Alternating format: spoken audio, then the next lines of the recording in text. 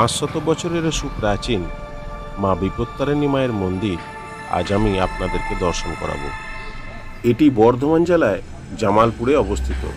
প্রথমেই বলে রাখি, আপনি আসবেন কিভাবে। হাওড়া বর্ধমান কটলাইনে পরে মোশাগ্রাম রেল স্টেশন, ওখান থেকে স্টেশনের বাইরে বেরিয়ে আপনি অনেক টোটো পেয়ে যাবেন। 20 টাকা ভাড়া দিয়ে আপনি পৌঁছাতে পারেন, কিংবা মেল লাইনে মেমারি স্টেশন থেকে এসে জামালপুর বা তারকেশ্বরগামী যে কোনো বাস ধরে আপনি মায়ের মন্দির পৌঁছাতে পারেন।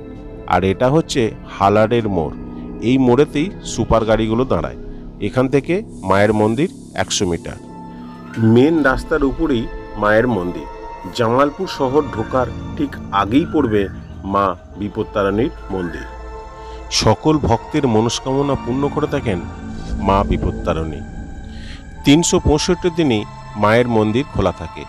সকাল 9টার পর থেকে মায়ের পূজা অর্চনা শুরু হয়, বেলা 12টার পর আবার মন্দির বন্ধ হয়ে যায়।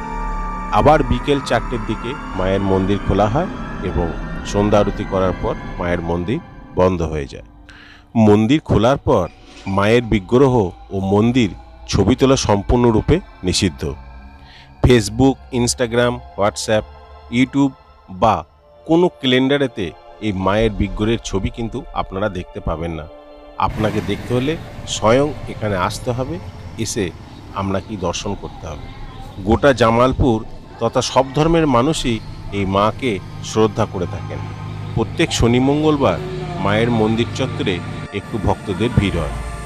শ্রাবণ মাসে মায়ের বাৎসরিক পুজোর সময় বেশ ধুমধাম করে এখানে 7 দিন ব্যাপী মেলা বসে। সেবায়িতের মুখে যে গল্পটা শুনলাম বেশ আশ্চর্যজনক।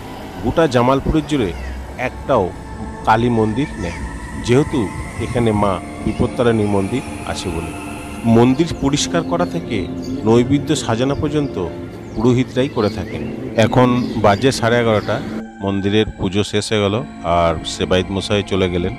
সেবায়িত মশাইয়ের কাছ থেকেই জানতে পারলাম যে 500 বছরের অধিক এর মায়ের বিগ্রহ এখানে প্রতিষ্ঠিত আছে। তো সঠিক কিছু বলতে পারবো না, তবে ওনাদের পূর্বপুরুষরাই মায়ের সেবা করে আসছেন।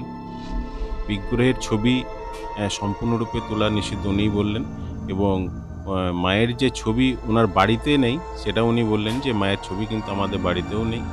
তো এতটাই মানুষের ভক্তি, শ্রদ্ধা, ভালোবাসা আছে। তো আপনারা যদি এখানে আসতে চান তো একবার মাকে দর্শন করে যেতে পারেন।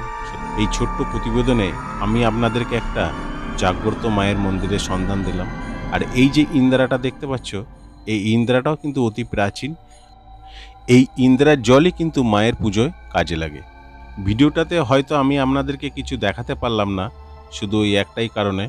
তো অনেক ইনফরমেশন আমি আপনাদেরকে দিলাম, তো আপনারা সার্চ করে দেখবেন। এর আগে কিন্তু এই মায়ের মন্দিরের কোনো ভিডিও ইউটিউবেতে নেই, এটাই প্রথম। আর যদি কিছু জানার থাকে অবশ্যই কমেন্ট করে জানাবেন। আর এই হচ্ছে সেবায়িত মশাই, উনি কিন্তু ক্যামেরার সামনে আসতে চাননি, কিন্তু আমার সঙ্গে অনেকক্ষণ কথা বলেছেন। তো আজকের মতো এটুকুই, আবার দেখা হবে পরের ভিডিওতে।